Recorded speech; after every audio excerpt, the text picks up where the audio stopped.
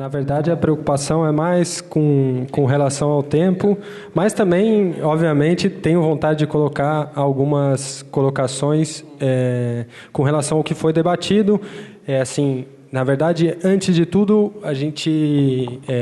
o principal seria haver um comprometimento por parte da Prefeitura de manter e de criar espaços de diálogo para discutir a mobilidade urbana em Jacareí, como a gente está começando agora.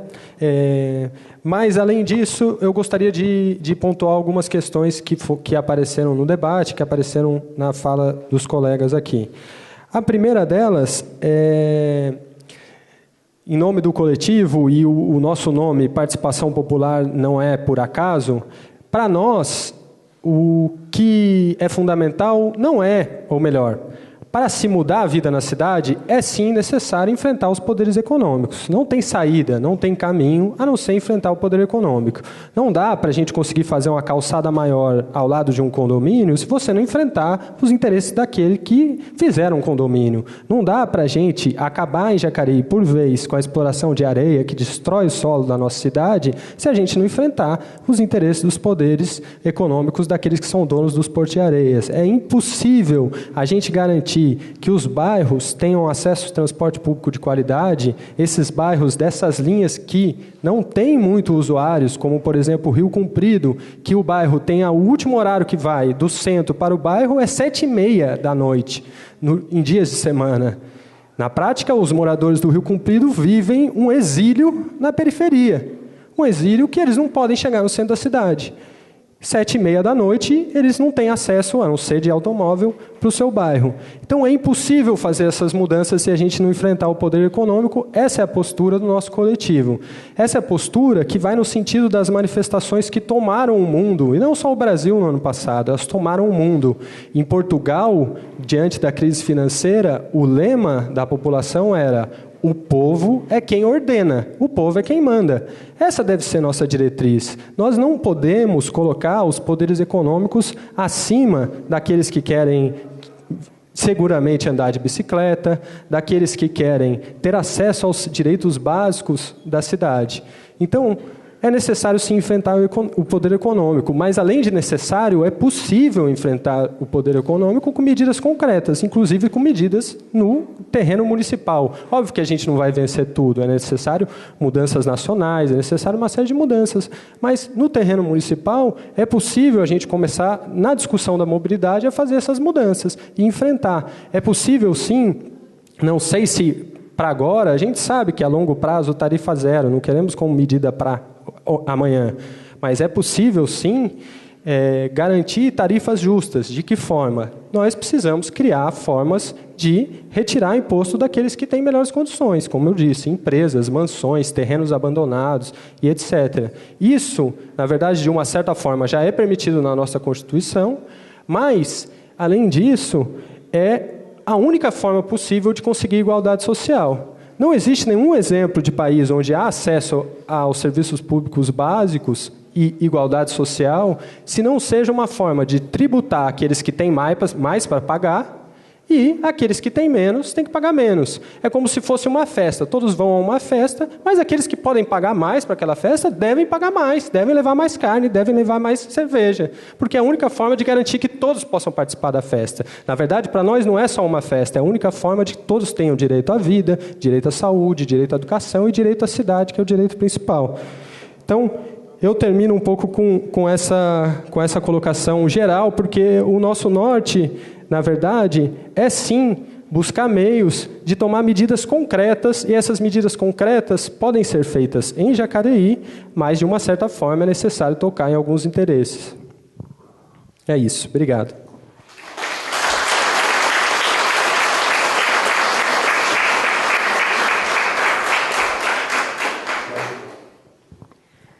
Tem algumas considerações. O seguinte, primeiro, assim, eu vi várias perguntas com relação à ponte, ao tráfego, então sempre pensando de novo no carro, né?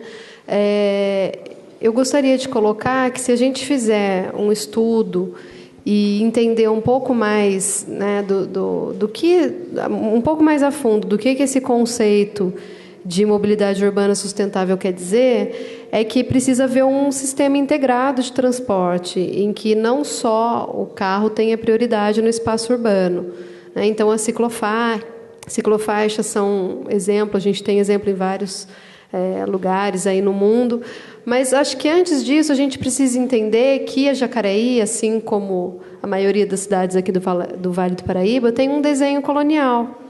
Então, carrega, historicamente, uma malha urbana que muitas vezes não comporta o grande fluxo e esse crescimento de pessoas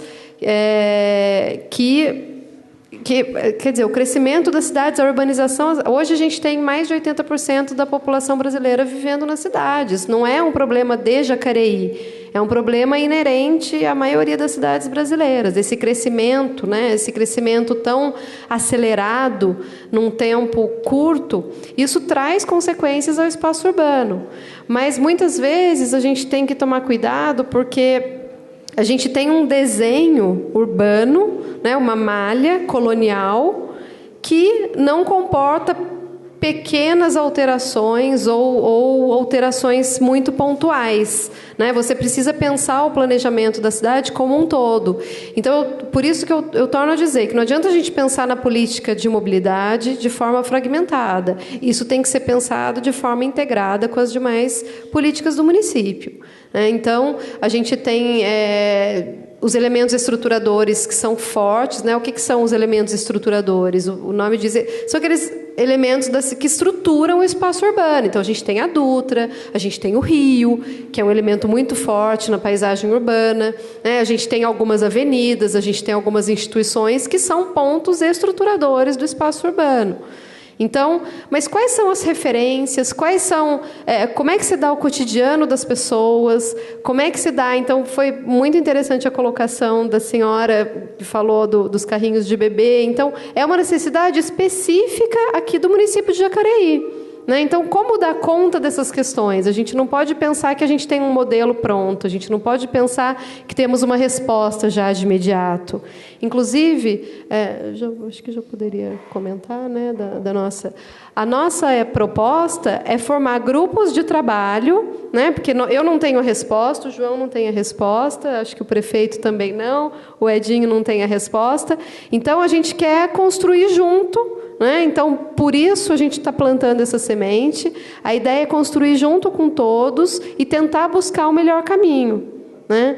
Porque se a gente tiver pelo menos uma discussão fundamentada, onde cada grupo de trabalho possa contribuir na sua área de atuação e fazer valer a lei do processo participativo de verdade, que acho que isso é o mais importante, acho que esse é o maior desafio, é realmente fazer valer, né, e ter essa gestão democrática, a gente consegue avançar um pouquinho, né? Então, é ouvir a pessoa que faz uso da bicicleta, é ouvir a pessoa que transporta carga, e muitas vezes tem um tributo muito alto com isso, mas que também atrapalha o trânsito. Então, assim, não adianta a gente priorizar um ou outro modal, a gente precisa pensar de forma integrada. Como? É um desafio, não estou falando que é uma tarefa fácil, não é? Então, por isso, a gente precisa estudar, a gente precisa levantar quais são os potenciais. Seria maravilhoso se a gente pudesse transformar esse rio num grande parque linear, né? Com diversas transposições, até porque o rio ele não pode ser encarado como um problema, um limite, né? A cidade tem que dialogar com o rio. Foi dali que ela... eu não sou de Jacareí também, mas eu acho que a formação da cidade se deu muito a partir do rio, né? Então, de um momento, ele passa a ser o articulador e o grande motivador do crescimento, e, de repente, ele é um estorvo, é um problema. A gente não pode encarar dessa forma, né? Então, como trazer esses elementos para o transporte, para a mobilidade, e tornar essas políticas mais integradas. É difícil, gente, não é fácil, não é? A gente vai esbarrar em muita coisa, mas eu concordo com a fala do professor João que a gente não pode simplesmente se limitar a dizer que a dominação hegemônica comanda a cidade, então não podemos fazer nada com relação a isso, né? Eu acho que temos sim que transpor essa barreira e colocar o direito do cidadão nesse processo participativo, né? Espero que a gente consiga começar alguma...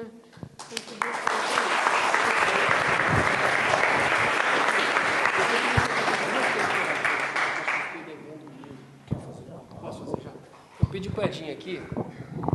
Depois, se alguém das perguntas que fizeram, depois quiser me encaminhar pelo Edinho e a gente melhorar um pouco a resposta da pergunta com mais informações, eu faria com o maior prazer. É que teve duas questões que eu acho que uma era muito importante para o debate. A questão do pedágio na entrada da cidade. Alguém aqui que falou disso, você. Eu concordo plenamente com você. A instalação daquela praça de pedágio, ela trouxe consequências muito graves para nós. Do ponto de vista do trânsito, como eu disse aqui, nós não temos isso comprovado estatisticamente, mas se naquele transporte de carga na cidade, a gente imagina que a grande maioria daquilo vem pelo eixo da Dom Pedro, que é a alternativa que ele tem de fugir do pedágio para entrar no município. Então ele acaba fazendo aquele caminho 22 de abril, escapa pela rodovia Dom Pedro antiga e acessa a nossa cidade para escapar da praça. Então nós imaginamos que a maior fuga deve estar ali. No entanto, independentemente da fuga e do prejuízo que isso nos causa, ele mostrou ao longo do tempo, não só por estar do lado de cá do rio, onde concentra apenas 30% da população, até porque a região do São João agora demonstra sinais de trazer novos serviços para cá, e por isso, quando foi a escolha do local do Instituto Técnico Federal, nós fizemos esse debate para que ele viesse para cá, para que a gente pudesse colocar como um desafio de longo prazo o uso desse lado da cidade. Aquela região do Esperança sofreu a inibição do crescimento, se você comparar qualquer dado estatístico com o resto da cidade. Do ponto de vista de equipamentos públicos, de capacidade de investimentos lá privados, quer dizer, uma decadência se comparado com o que aconteceu na cidade em todas as outras regiões, inclusive com essa região que está no lado de cá do Rio, como o caso do São João, Panorama, terras de Santa Helena, terras de São João, o próprio Bandeira Branca, para quem é daqui da cidade. Bandeira Branca há 10 anos, 15 anos, tem muito espaço a ser ocupado. Hoje está totalmente ocupado.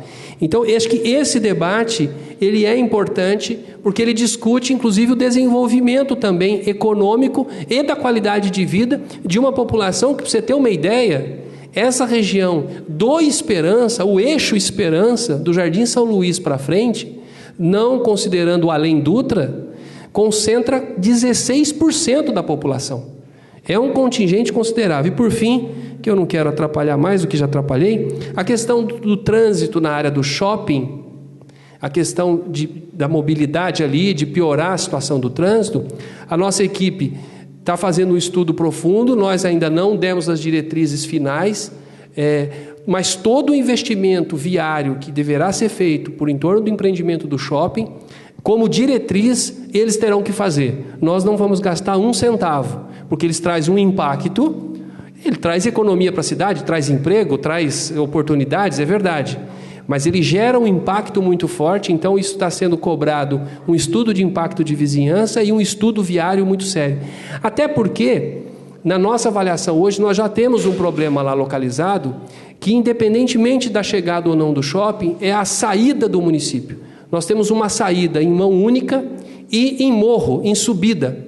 Portanto, como é saída de ônibus e caminhões todos os dias, a gente está começando na parte da manhã a fazer fila dentro da cidade. Então essa é uma disputa nossa pesada com a concessionária da Nova Dutra. Mas a gente não vai facilitar para a instalação do shopping, preocupado com a questão da mobilidade urbana, que é o nosso tema aqui, que é a questão do trânsito, tá bom? Desculpa, Edinho, obrigado, viu?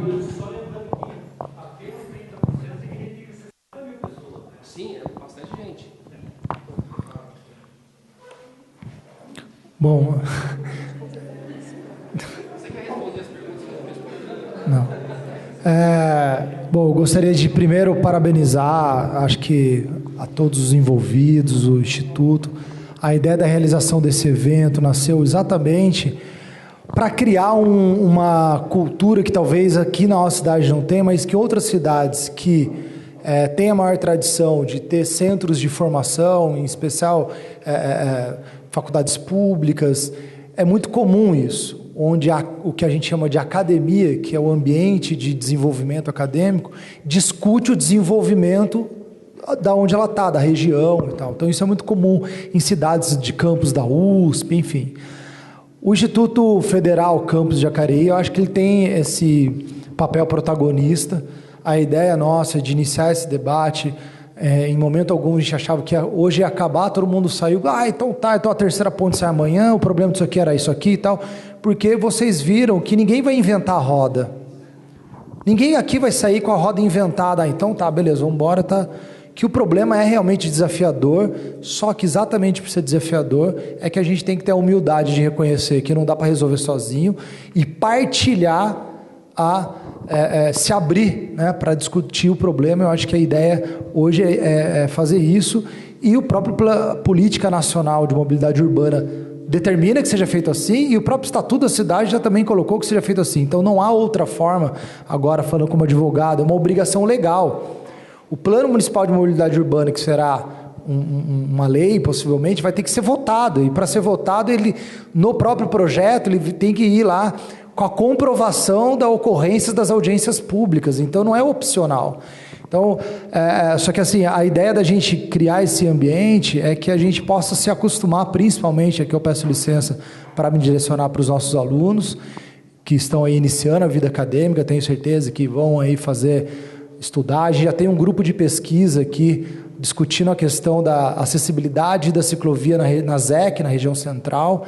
Temos aqui um servidor, o Wesley, que está aqui, está fazendo o TCC dele, só na questão da ciclovia. Então, essa contribuição é importante.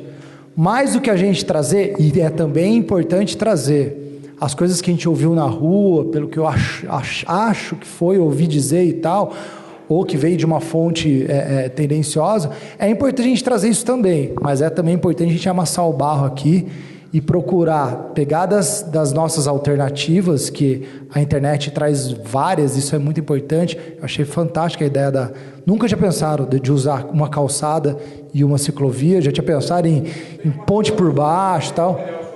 Muito bacana, gostaria. Então assim, eu acho que essa é a ponte, é o ponto rico. Mas eu queria até reforçar, tem uma frase, eu não lembro qual presidente americano, que falava que mais do que a gente mostrar o que a gente precisa, a gente mostrar o que a gente pode fazer. E eu acho que esse, para mim, é o cerne da democracia. A democracia ela só funciona com participação. E a gente tem que fazer ajustes, vamos criar formas de fazer isso, vamos ampliar, mas esse é o primeiro passo. E daí eu queria dar o aviso, né, que a combinação aqui não era que a gente só fizesse isso aqui. A ideia é que a gente crie um grupo de trabalho. Então, eu queria convidar as pessoas que têm interesse em acompanhar esse tema, para a gente acompanhar o desenvolvimento. E daí, Corbani, eu sei que você que é o capitão como secretário de planejamento, a gente quer muito no sentido de colaborar na construção disso. Eu faço questão de colocar isso porque, gente, é muito comum, né, e eu falo enquanto agora tiro um pouco o meu papel de professor como agente político, a gente fazer a discussão, às vezes, com uma rancorosidade política que muitas vezes afasta e não constrói. Acho que a gente não pode perder a nossa capacidade de se indignar com tudo que pode ser melhorado, mas isso não pode afastar a nossa vontade de contribuir, só que contribuir mostrando problema e solução passível de ser implementada. Então, acho que ninguém aqui tem a fórmula perfeita, mas eu acho que esse é o trabalho coletivo que a gente pode fazer e que é função da academia fazer também. Pensando nisso, quem tiver interesse pode nos procurar agora, no final do evento mesmo, a gente vai pegar nome e e-mail para iniciar esse debate e já agendamos já no calendário do ano que vem, aqui, porque a gente tem que fazer o calendário um ano antes, né? Então, já na última quarta-feira, nós três aqui definimos. Em março, dia 26 de março do ano que vem, obviamente a gente vai divulgar isso. Faremos, então, outro evento desse, estaremos a um mês antes da apresentação do Plano Municipal de Mobilidade Urbana, para a gente, de repente, amadurecer ainda mais esse debate, continuar com essa informação, com esse debate que, volto a dizer, que seja apenas o primeiro. Já temos aí alunos interessados em fazer o debate. Cadê o Rodrigo? Roberto, interessado em fazer a discussão da crise hídrica. Eu acho que a gente tem vários temas e a contribuição vem realmente da vontade de querer resolver, além do que a gente também enxergar o problema e trazer aqui as ideias de soluções. Obrigado pela participação de todos e já convido o professor Érico com suas palavras finais.